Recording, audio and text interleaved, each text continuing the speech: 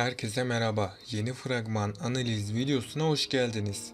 Dizimizin yeni bölümünde neler yaşanacak? Zeynep vurulacak mı? Sakine veya Nermin Zeynep'i kurtarmak için silahın önüne mi atlayacaklar? Mehdi Zeynep'ten son bir şans daha isteyecek mi? Barış ile Mehdi arasındaki anlaşmazlık sonucunda Zeynep hangisini seçecek? Hepsinin cevabını ve gelecek bölümlerdeki ayrıntıları da kaçırmamak için videoyu sonuna kadar dikkatle izlemenizi tavsiye ediyorum. Öncelikle Zeynep'in ölmesini istemiyorsanız ve ayrıca dizimizin final yapmasını istemiyorsanız da beğeni tuşuna basalım ve kaç kişi aynı fikirdeyiz görelim. Dizimizin hikayesi artık yeniden şekillenmeye başlıyor. Zeynep ve Mehdi'nin yolları yeniden kesişecek. Mehdi'nin düşmanları Zeynep'e saldırınca Mehdi Zeynep'in başına kötü bir olay gelmesinden korktuğu için onu korumak isteyecek. Ancak ne Barış ne de Nermin Mehdi'nin Zeynep'e yaklaşmasına izin dahi vermeyecek.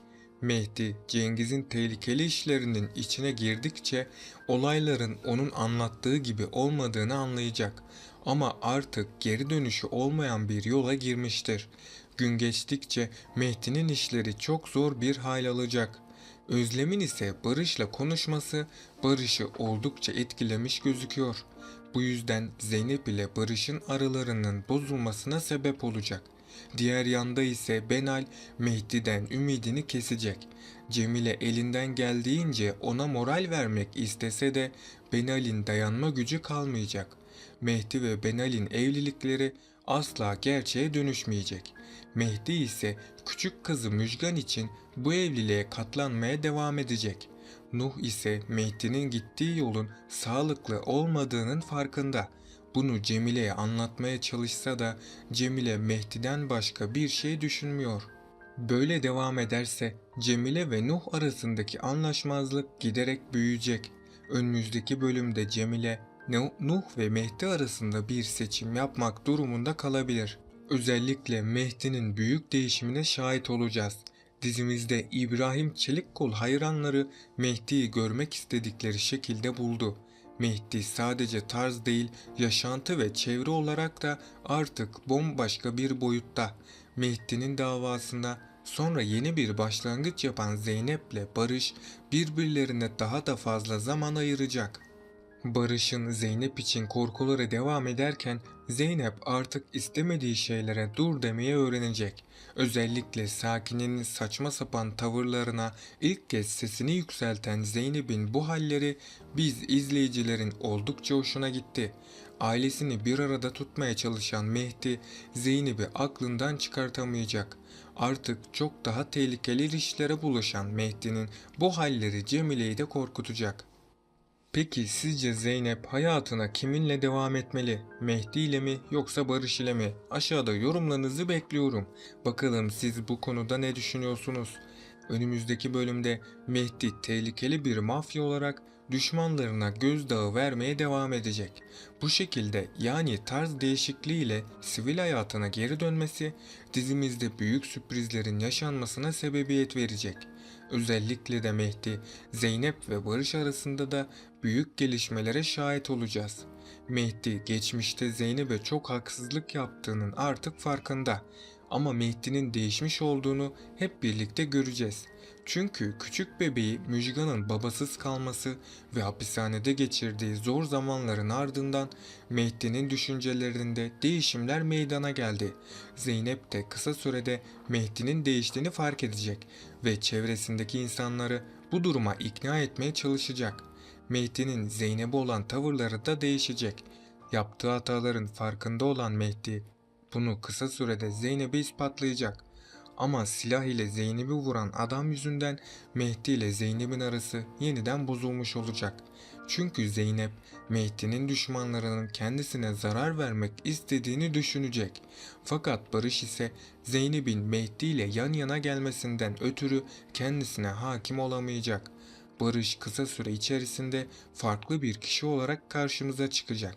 Çünkü Barış'ın Özlem ile olan konuşması, Barış'ın kendisine haksızlık ettiğini anlamasını sağladı. Bunu gören Zeynep oldukça şaşıracak. Mehdi ve Barış arasında yaşanan atışmaların dizimizin reytinglerini arttıracağını düşünüyorum. Mehdi bir hata yapmayacak. Artık akıllı davranmaya çalışacak. Barış ise Mehdi'den kurtulmak için onu hapse attırmaya çalışacak. Zeynep ise aklındaki sorularla kendisini büyük bir belirsizliğin içinde bulacak. Barış'ın gerçekten değişip değişmediğini anlamaya çalışacak. Barış'ın farklı bir karakterinin daha olduğunu ilk defa fark edini varacak. Ama şu anlık Zeynep ile Barış'ın ilişkisi hayal ettikleri şekilde ilerliyor.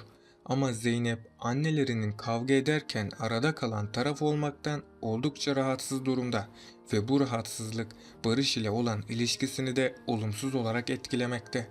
Tabii diğer yandan Özlem problemini de unutmamak lazım. Özlem de elinden geldiğince Barış'ın aklını kurcalamaya çalışıyor ve son konuşmasında da Barış'ın aklına girmeyi başardı diyebiliriz. Barış, ablası Özlem ile konuşmalarından bir hayli etkilendi ama Zeynep'e karşı olan aşkı sayesinde bu ilişkileri şimdilik zarar görmeyecek. Zeynep ve Barış tüm bu olumsuzluklara rağmen evlilik planlarını kurmaya devam edecekler. Mehdi, Zeynep'e olan aşkı ve sevgisinden vazgeçmekte çok zorlanıyor. Benal ise kızı Müjgan ve kocası Mehdi ile mutlu bir yuva kurabilmek istiyor. Ama Mehdi'nin bu durumu kabullenmesi biraz zaman alacak. Çünkü Mehdi, Benal'i sadece kızının annesi olduğu için ona ilgi gösteriyor.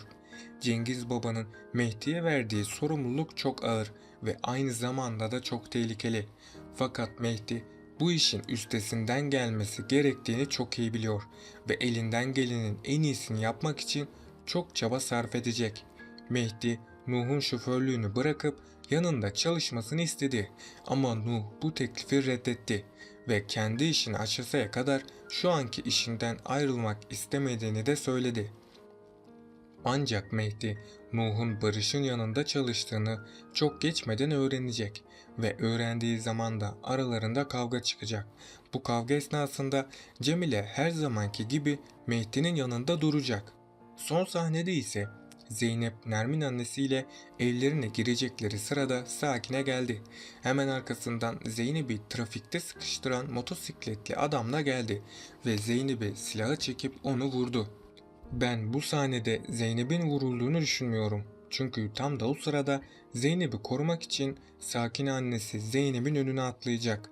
Bu yüzden de Sakine ölerek dizimizden ayrılmış olacak. Evet arkadaşlar, bugünkü analiz videomun da sonuna geldik. Bunun gibi videoların devam etmesini istiyorsanız kanalıma abone olup bu videoyu beğenerek dizimize destek olmuş olabilirsiniz. Sonraki videolarda görüşmek üzere, hoşça kalın.